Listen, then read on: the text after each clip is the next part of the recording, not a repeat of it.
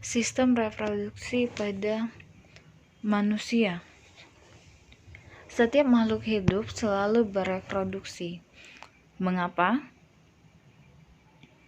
Karena setiap makhluk hidup itu bereproduksi mempunyai tujuannya untuk mempertahankan keberadaan jenisnya. Begitu juga dengan manusia. Proses reproduksi diatur oleh sistem reproduksi manusia memiliki dua jenis, yaitu reproduksi pada laki-laki dan reproduksi pada perempuan. Kedua reproduksi ini memiliki sistem reproduksi yang saling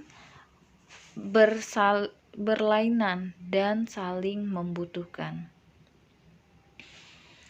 Baik, kita bahas dulu alat-alat reproduksi pada manusia. Yang pertama, alat reproduksi pada laki-laki. Alat-alat reproduksi pada laki-laki ini ada bladder. Selanjutnya ada public bone.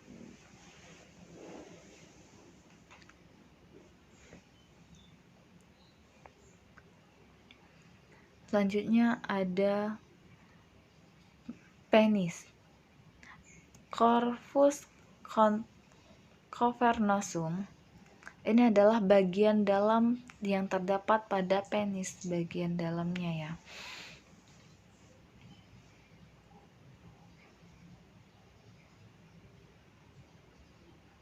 Oke.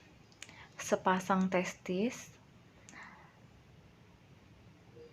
epididymis, vas deferens, uretra, penis, kelenjar seks. Kelenjar seks ini terbagi lagi menjadi 3, vesicula seminalis, kelenjar prostat, kelenjar Cowper's. Setiap alat-alat reproduksi pada laki-laki ini memiliki fungsinya masing-masing yang saling berlainan dan saling membutuhkan.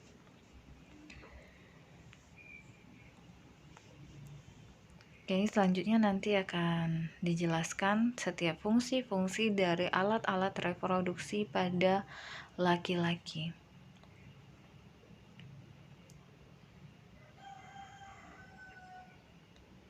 Oke, yang ditunjuk pada tanda panah itu adalah Cowper.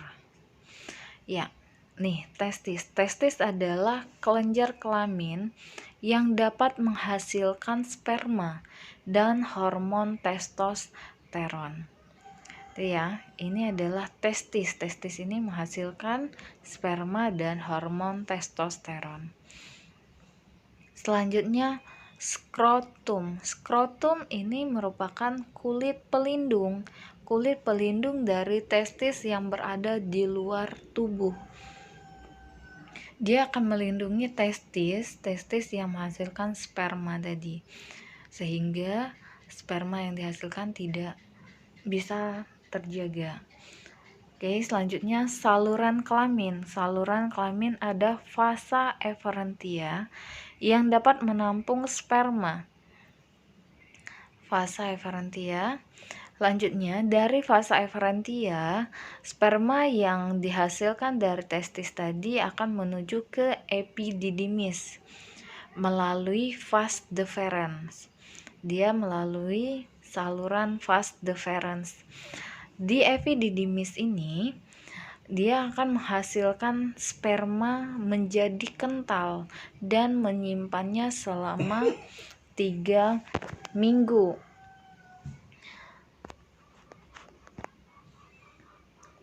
Setelah tersimpan selama 3 minggu,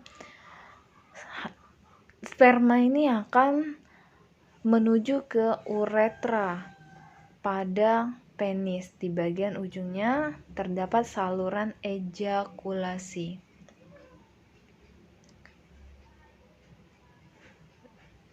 Dari uretra ini akan mengeluarkan saluran sperma dan urin. Dia dari testis menuju ke epididymis, Selanjutnya menuju ke uretra untuk mengeluarkan dari sperma tersebut.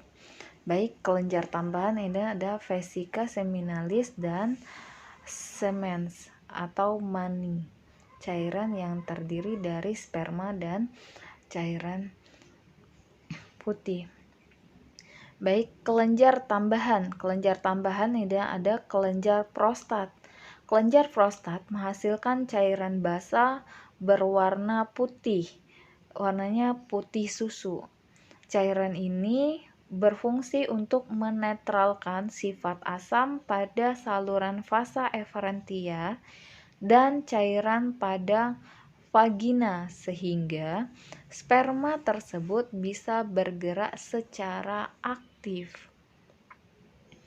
Jadi sperma yang dihasilkan dari testis melalui saluran vas deferens dia akan menuju ke kelenjar prostat. Selanjutnya akan menuju ke kelenjar Cowfery. Di kelenjar prostat tadi dia akan menghasilkan sperma yang lebih kental berwarna putih susu. Setelah dia lebih kental, maka dia akan menuju ke kelenjar Cowfery. Dari kelenjar Cowfery ini setelah dapat bergerak aktif dari proses kelenjar prostat tadi, di kelenjar Cowfery dia akan menghasilkan sperma yang licin. Karena fungsi kelenjar Cowfery ini untuk melicinkan sperma. Setelah dari kelenjar Cowfery, sperma akan menuju ke penis. Penis ini akan mengeluarkan cairan spermanya. Oke. Alat-alat reproduksi pada laki-laki berhubungan erat dengan sistem ekskresi urina. Oke, tadi adalah alat-alat reproduksi pada laki-laki, sekarang alat reproduksi pada perempuan. Ada sepasang ovarium, bisa dilihat di gambarnya, ada uterus, vagina, dan organ kelamin. Alat reproduksi pada wanita ini ada sepasang ovarium atau sepasang indung telur. Indung telur ini ada dua, dia sepasang, terdapat di sebelah kanan dan di sebelah kiri. Selanjutnya ada opiduk.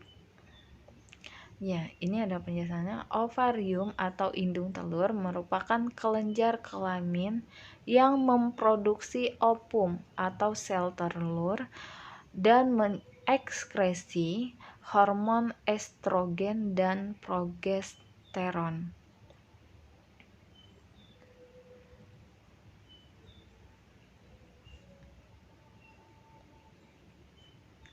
Dia menghasilkan sama seperti laki-laki ya.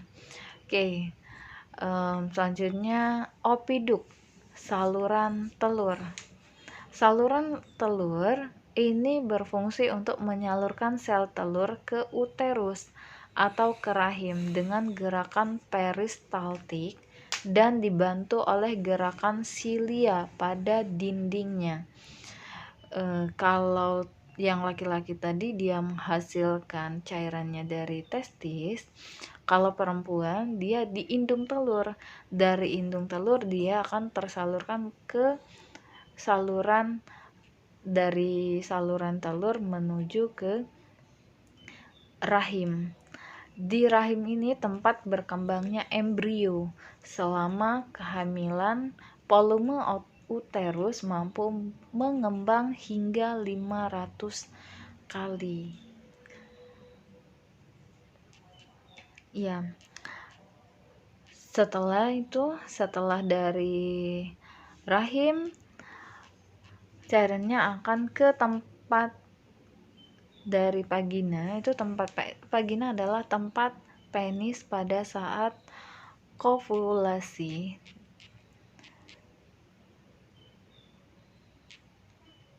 Oke, selanjutnya organ kelamin luar. Organ kelamin luar itu ada klitoris atau klentit, merupakan struktur yang sama dengan penis.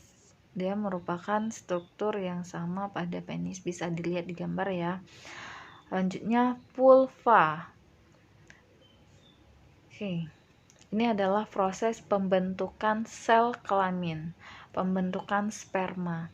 Sperma itu seperti cairan, dia akan memproduksi sehingga dia membelah diri sampai ribuan.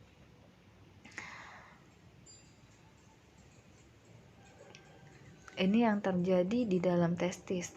Spermatogonium bersifat diploid dan selalu membelah diri secara metosis sehingga berjumlah banyak atau sampai ribuan jumlahnya. Setelah dia membelah diri, dia akan membesar. Setelah membesar dan seterusnya, dia akan membelah diri dan membelah diri lagi sehingga menghasilkan ribuan sperma. Selanjutnya pembentukan ovum. Pembentukan ovum ini terjadi di dalam ovarium. Oogonium bersifat diploid. Oogonium ini membelah diri secara mitosis sehingga berjumlah banyak dan berkembang menjadi oosit primer. Oosit primer membelah diri secara meiosis menjadi oosit sekunder dan badan kutub pertama. Selanjutnya dia akan berkembang menjadi oosit sekunder. Dari oosit sekunder akan membelah diri lagi secara meiosis menjadi otit dan badan kutub kedua. Berkembang menjadi ovum yang haploid, dan setiap oosit primer ini akan menghasilkan satu ovum. Jadi hanya satu ovum saja yang akan masuk ke rahim perempuan. Ovulasi. Ovulasi adalah proses keluarnya ovum dari ovarium. Ovum akan bergerak ke rahim secara bersamaan dengan proses di dinding rahim menjadi tebal seperti spons, penuh dengan pembuluh darah yang siap menerima zigot.